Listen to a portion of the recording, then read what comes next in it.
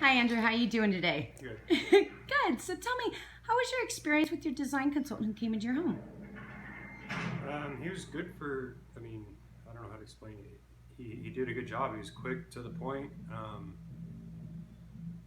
Like I told him, me and my brother worked construction my whole life, so I pretty much knew what the price was, what was supposed to be, and he went straight to it. So. Super great. Good, good. And I see your floors turned out really nice. Did your design consultant help you with color choices, or were you already in We mind? pretty much knew what we wanted. Great. And then how are the installers that came into your home? Good. I didn't have any issues with them. They helped me move everything. Took them maybe an hour and a half. No, that was it.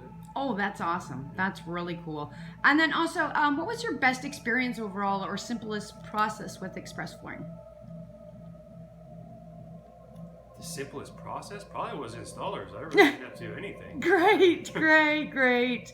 Well, thank you so much for having me today, and you enjoy the rest of your week and your floors. Thank you. Thanks.